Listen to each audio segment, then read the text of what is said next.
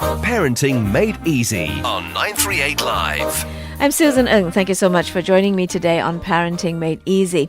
My guest today is going to talk to us about being mindful, about how to be a mindful parent, explain to us what mindfulness is all about. So we're going to talk about being mindful today, how we can be more mindful people, mindful parents, and even help our children to be more mindful. We'll also talk about how we can help ourselves and our kids, our teenagers, be more in control of their feelings, their emotions, their actions, and sometimes even perhaps what they say. Sometimes we regret what we say very quickly. So my guest today is a certified mindfulness trainer, and she's been a mindfulness practitioner for over 10 years now, and also a counselor at the girls' home, and has worked with inmates at Changi Prison as well.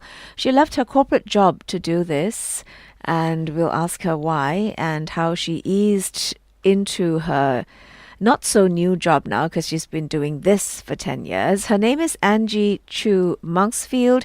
Angie is founder of the Brahm Center. This is a charity, voluntary welfare organization, which is a member of the National Council of Social Service. Angie, welcome. Great to see you again, by the way. Hello, Susan. Thank you for the invitation to be here. It's lovely to see you again. So, we start at the top. You left a corporate job, one that has taken you to all the major companies, almost. I'm looking at your CV in Singapore, and you held senior positions in all these companies. But you left it to do this. Why? Yes, I did. I only left it about a year and a half ago. Before that, I was volunteering. And there was one day I was accompanying a lady. She was in her mid-30s, and she was dying of cancer. And it triggered a question in my mind. What would I regret not doing? It was me lying in that bed with a limited time left. And that would be to do what I'm really passionate about and following my heart. And it took me 1.5 years to psych myself to let go of a high-paying job and go full-time into serving the community. And now I teach mindfulness as well as run the charity that offers befriending services to mental health patients as well as the elderly. And it's a very fulfilling journey, and I have absolutely no regrets. I'm just really delighted that I have made that move. While you were holding down your corporate jobs, you were volunteering at the girls' home. Yes. At Changi Prison, and you were running some workshops, if I remember right. That was where I first met you all those many years ago, when you were volunteering and giving a talk somewhere. That's right. It was about having to come to terms that I'm going to give up 60% of my pay in order to join a VWO full-time. So it was a letting go process, which I'm glad I managed to do it and gave it up and joined the VWO Brahm Center on 1st August 2015. It was a mindful decision. Very much so. A letting go process. A letting go process. So we're going to talk about this subject for which you are so passionate about being mindful. Yes. What does it mean when you tell me, I remember you telling me one time, I'm forgetful because I'm not mindful. So what is mindfulness? Well, there is a slight difference between being mindful and being forgetful, because when you're trying to remember something, it has to do with memory. And if you're not good with remembering names, all the mindfulness in the world doesn't necessarily help you with that. So being mindful is really about being present, that you are paying attention wholeheartedly and without judging when you're with the person, so that you are really taking in everything that's happening in that moment and being able to respond from the heart and without all that negative or perhaps destructive emotions that could be adverse to the relationship. So sitting in a room with someone or some people, and each person on a device isn't being really very mindful of each other, right?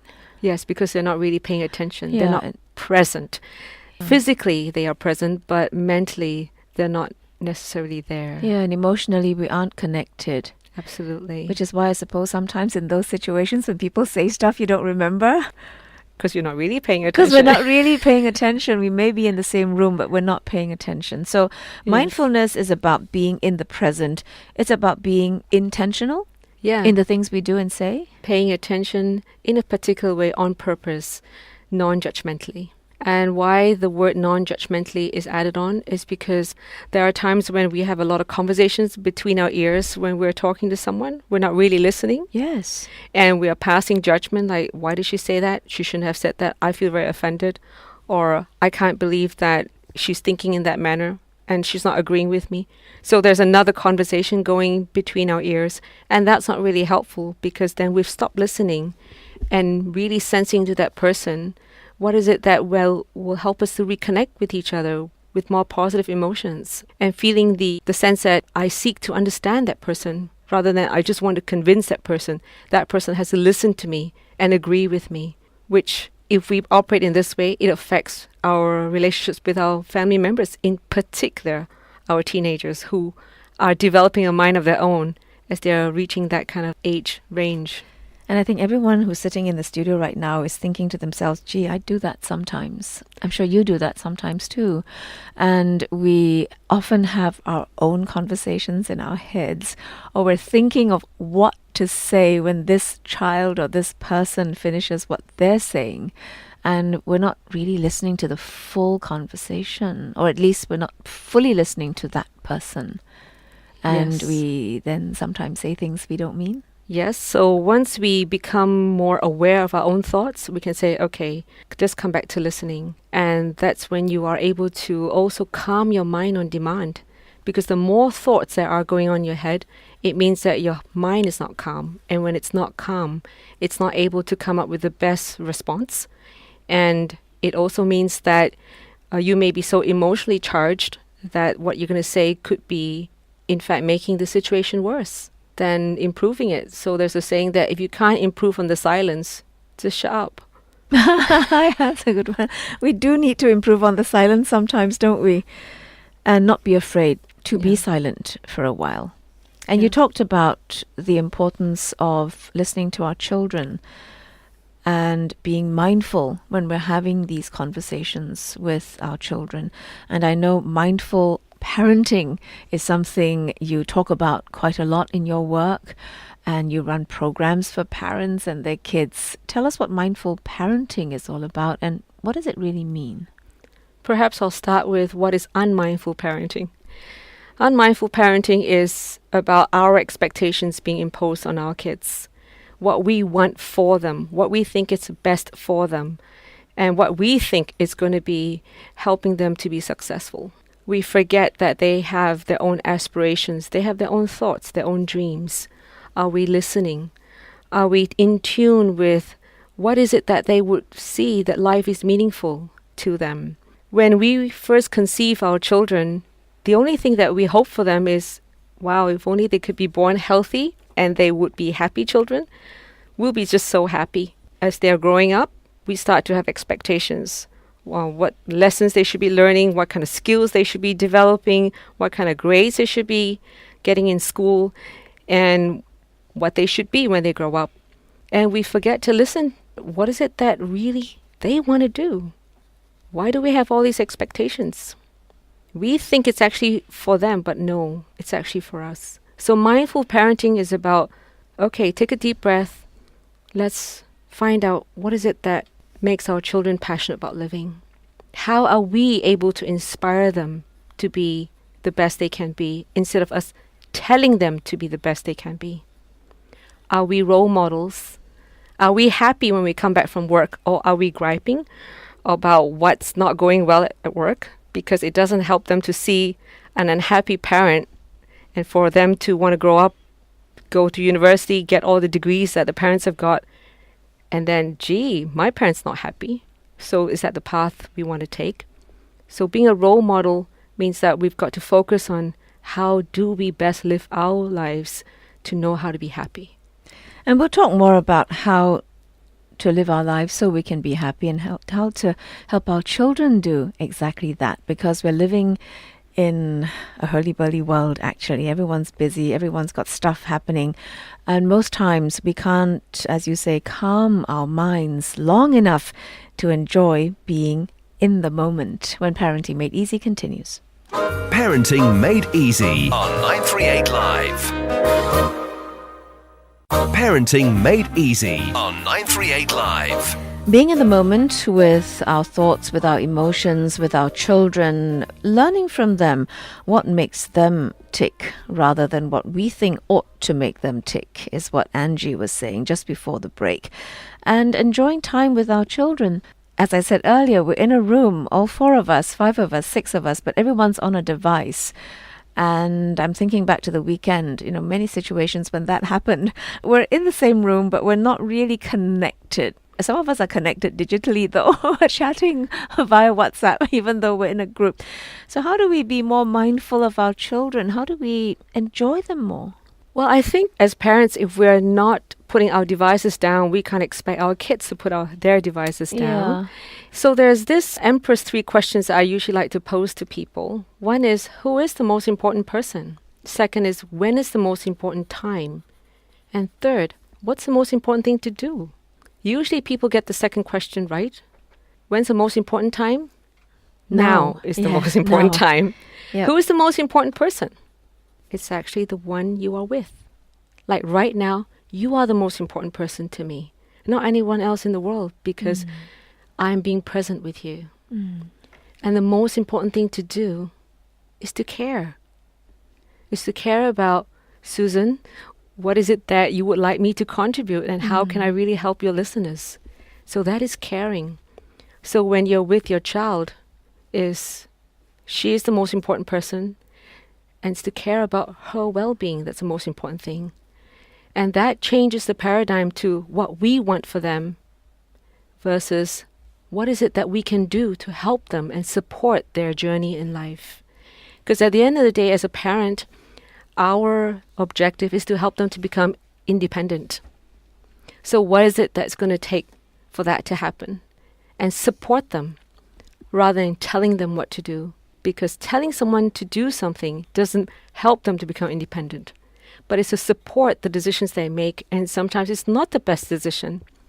But we support them and let them find their way.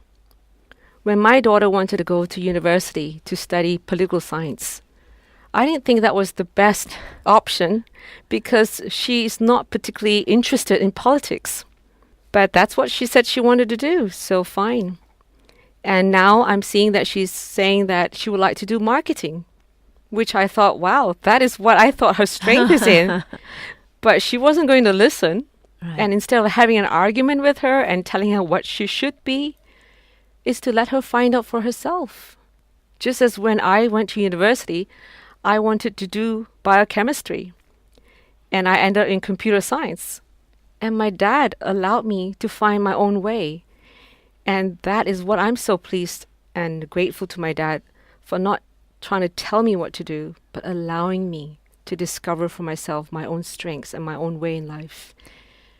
And this goes back to us talking about communication and building relationships, because what you had with your dad, what you have with your daughter is really a good relationship, that you would trust her and she would trust you, much as your dad trusted you and you trusted him, and he allowed you to make those decisions, supported you, and you're supporting your daughter. But this comes from a relationship that's built over time, and your communication channels are always open. Yes, but I wouldn't say that it was always easy. Oh yeah, it's not easy. Communication, real communication is, I don't think, ever easy. Yeah. Superficially, it is easy, but when you really need to talk through things, I think those aren't easy, which is why most of the time we avoid those kinds of conversations because they're so hard. Yeah, and our children are very effective in getting under our skin. They know all the hot buttons, and they are also wanting to exercise their independence and exert themselves, so they can be deliberately rebellious, and that's when we need to recognize it and not to be falling into the trap. This is where the part of the brain called the amygdala is working. That's the fight and flight response brain, which is about survival. It's the old brain, and that is highly developed in teenagers.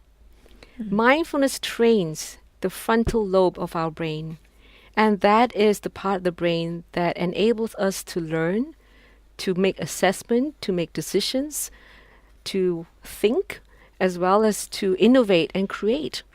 And that part of the brain is not as well developed as the amygdala when kids are in their teenage years. So when we are able to recognize that, sometimes their rebelliousness is not because they want to be, it's just that the amygdala is acting up. And we at times trigger that by trying to force our opinions or our views. And this is when the amygdala will just step up and fight back. So hopefully for many of the parents who are listening in, don't take it personally. The kids are just going through their adolescence development phase. The prefrontal lobe, or the cortex, or you call it the frontal lobe, is only fully developed at the age of 25. And having said that, you can see some people doesn't seem to have become calmer. Yeah. So that's just a gauge. At the end of the day, when you practice mindfulness, which is through the breathing exercises, through loving kindness, through even doing mindful movements, that enhances your frontal lobe. And these are now scientifically documented. You can just Google, you can find YouTube, you can find literature that explains this. Even Harvard publications have published the findings on the effects of mindfulness. So this is not a mumbo-jumbo thing. It has scientific research behind it. Parents who are listening to us now, and I'm thinking the same thing, and you're a parent of two. One is still a teenager, right? One is 18. He's just gone to army. Yeah. Yes. And the other one is in university. Yes. So they test us all the time. I think it's great. They show us where the boundaries are and how we as the older people have to also continue developing our wisdom, our creativity in parenting and solving problems. And what you said about calmness and patience and being in the present with them and connecting, I can almost see people saying, but sometimes it doesn't happen. Not going to happen. We don't have time. We need to make a quick decision, or the kids will always want to talk to you when you're at your busiest. And that's when I think we're perhaps at our least mindful, and we say something or we give the answer when we actually should be supporting or encouraging a discussion. A quick trick is just to take one deep breath before you answer, because that helps to dissolve any impatience that you may have, which is actually caused by anger, irritation. And if you remember the three Empress questions, who is most important? Is the one in front of you? Then you refocus your mind on the person who's with you. Yeah, you almost have to take a step back, remove yourself from whatever thoughts you have, or if you're still thinking about work, then work, and come back into the present, into the person who, as you say, is most important. Yes. And when is the now, and then let's see what we're talking about. And then start that conversation again, because most times if we don't do that, I can see this happening over and over, not just in Singapore, but all over the world. Every sitcom's got it. You jump into a situation and we get it all wrong as parents, and then the kids walk away in a huff and a puff because there just isn't that time. No one's in the present. Even the child isn't in the present anymore because they're probably wanting an answer. Well, they're learning from us. They're absolutely learning from us. And I'm sure sometimes I hear myself as our children talk. I hear myself in them and like, absolutely. you know what? I said I wasn't going to do this. You're a mom, you know that, with your kids. So why are people, when they're at work, they want to think about their family problems? And then when they're home with the family, think about work. So when you're at work, just focus on work. When you're at home, focus on home. Yeah, sometimes, easier said than done, but that's a good tip. So that's training the mind, because if not, the mind will just keep pulling you back to the negatives, the problems, the issues. And this is where you have to learn to calm on demand and then bring your focus back to the present. Okay, so being present on demand. I do like that.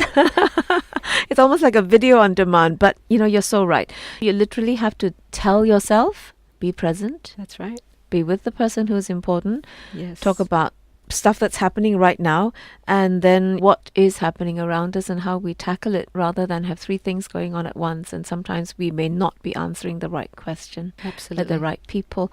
You're on Parenting Made Easy. We're talking about mindfulness and mindful parenting and how to stay in control of situations with calmness, with my guest Angie Chew Monksfield, who is founder of the Brahm Center. This is a charity, a member of NCSS, and a charity that is dedicated to helping people be happy. Am I right?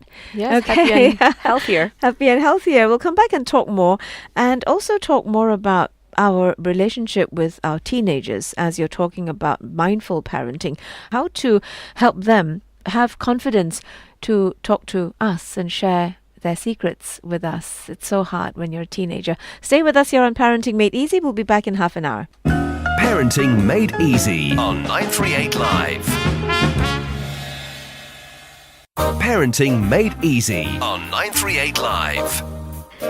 Welcome back to Parenting Made Easy. My guest today, Angie Chew Monksfield, founder of the Brahm Center. This is a charity. It's a member of the National Council of Social Service. It's a charity that is dedicated to promoting happier and healthier living. And Angie is one of the founders of the Brahm Center. She was a volunteer with this charity for many years until she decided about a year and a half ago to give up her high-flying, well-paid corporate job to devote herself to this. You have two of your own children. One is 18 and one is 20. And so you've been through what all of us are going through, have gone through, are planning to go through, and wondering how we can get through this well. And that is our relationships with our children, our relationship with our spouses, the people around us, and more importantly, our relationship with ourselves. I always find that probably the most difficult to have. Being true to oneself is quite difficult. Being true to our own thoughts, our feelings, and the things that we do.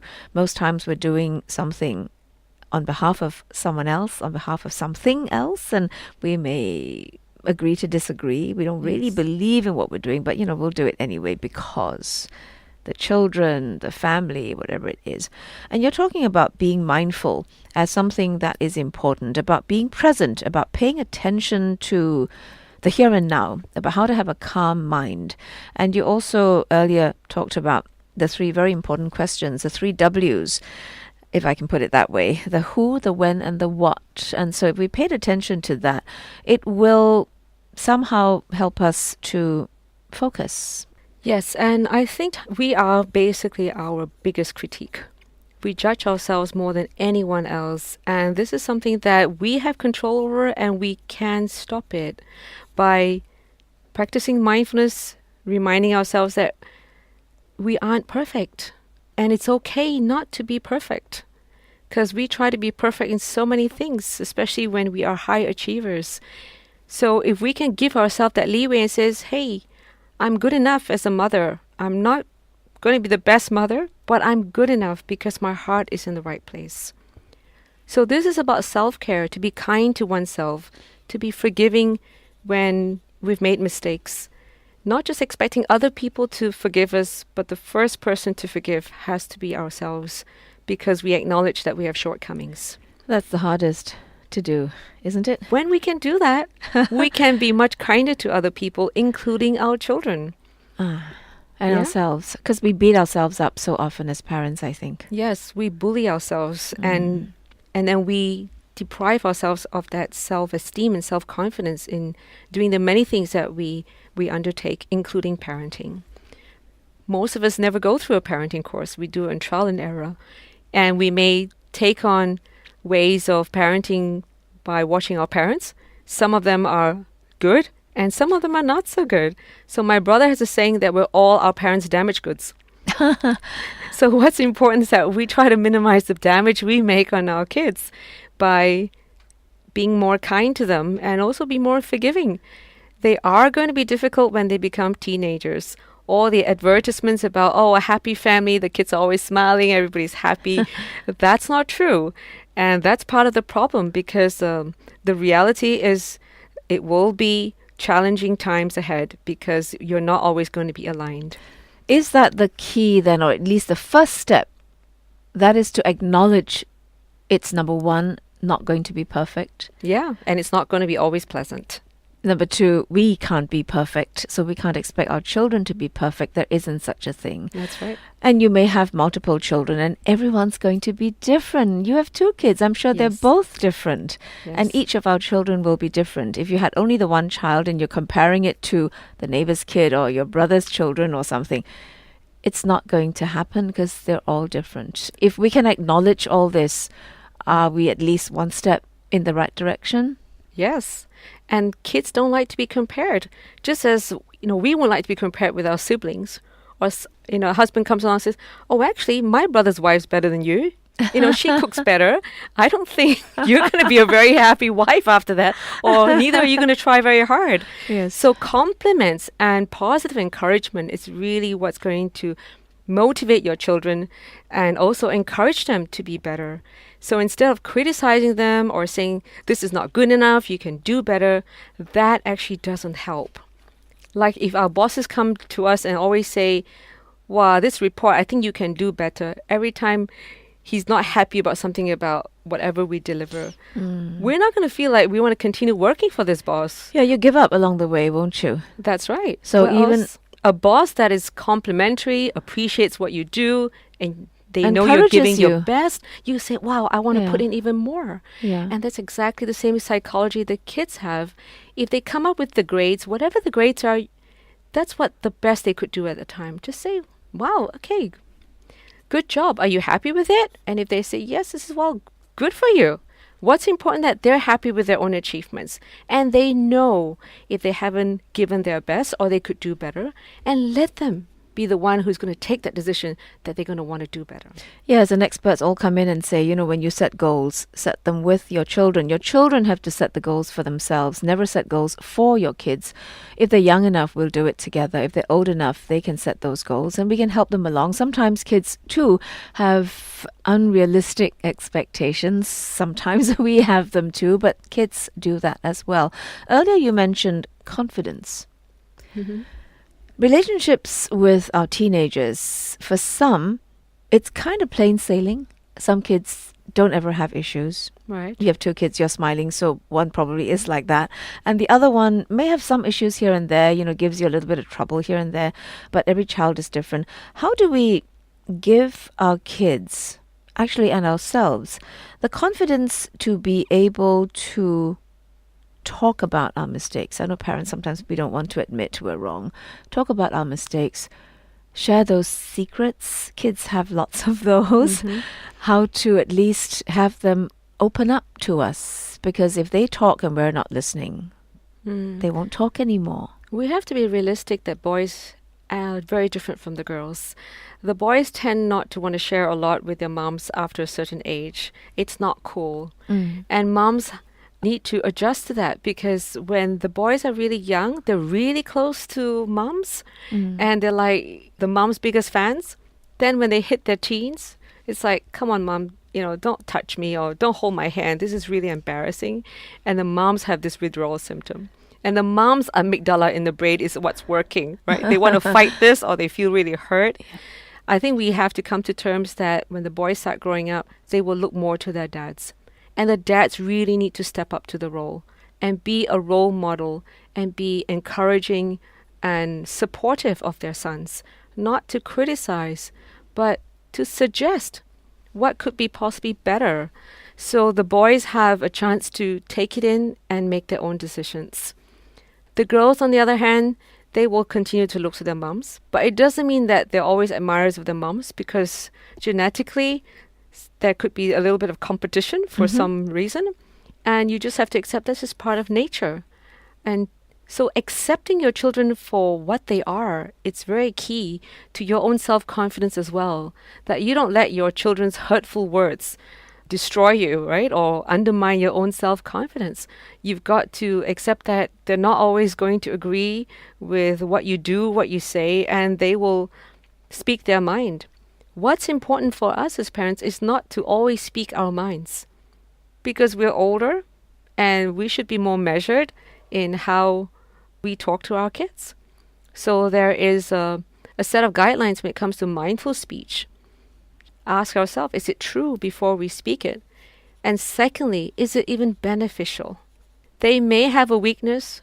It may not be beneficial to point it out because it may not be the right time, right place, or they're just not able to accept it at that time. So right place and a time to say certain things is something we do need to remember, because sometimes we just blurt something out Yes. and the advice is good. It's just the timing isn't so great. And then it's wasted, right? Yeah, and the kids, you'll have some conflict and you don't want that as well. Yeah. And the fourth is watching our choice of words and tone. So just an example, even 2 words like, oh, really? You can say it 3 different ways. Yes. Oh, really? Yes. That's kind of, Yes. nice and comforting. The other one is, oh, really? Like A question? doubting. The Yeah. other, oh, really? Yeah. Now, that's just full of sarcasm, right? Yes, So yes. 2 words, say in different tone, Yes. will send a very different message. Yes. And we're always told it's not what you say, it's how you say it that makes all the difference in the world, particularly when we're talking to teenagers.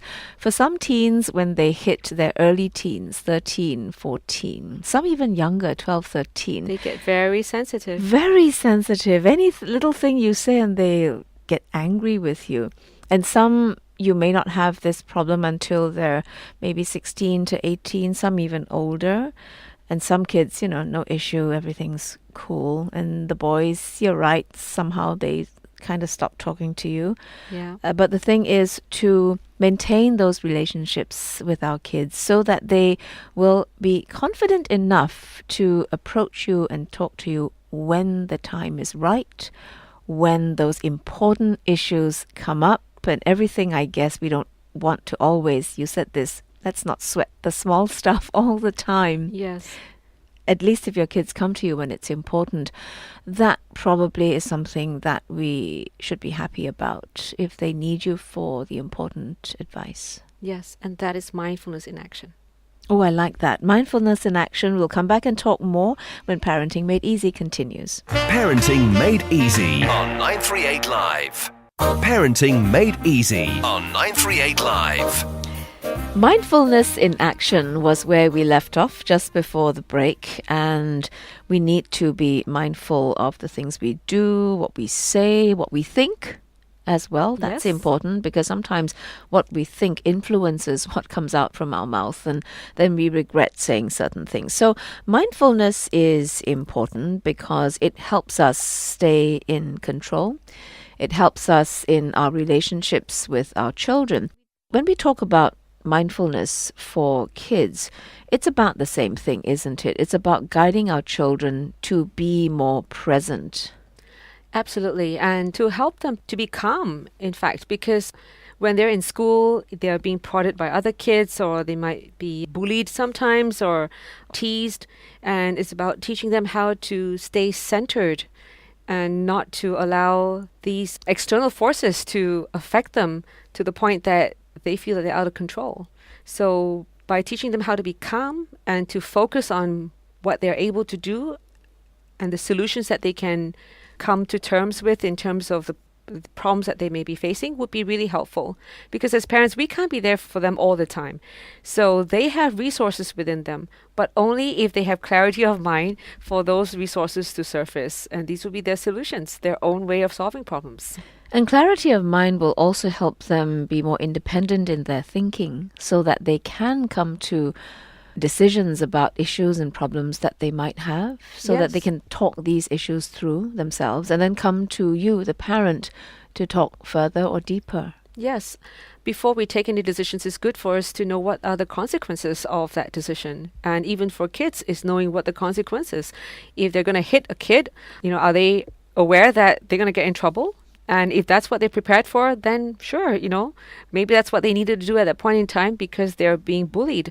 So it's about them being able to focus on what is the best response and not allow the amygdala in the brain to just trigger a reaction. So relationships that we have with ourselves, with our children is important. But you were saying during the break that relationships between parents is Just even as important. just as important. Yes. Kids are very sensitive to their parents' emotions, especially when two parents are not getting along or they're even having arguments and fights. This is very damaging to the child's emotional balance. And as parents, I think we need to resolve our own problems and to seek external help if needed so the issues can be resolved, or at least both can accept that it's just not what they're going to agree on, but they can move on from there. And even if the relationship does fall apart, they have their children's interest at heart and not to pull their kids into their problems and creating another set of problems, which now the kids are being used as pawns. And that is so damaging to them. And the parents are going to reap the unfortunate or negative consequences of involving their kids. And it's not good. And it teaches them the values, your family values.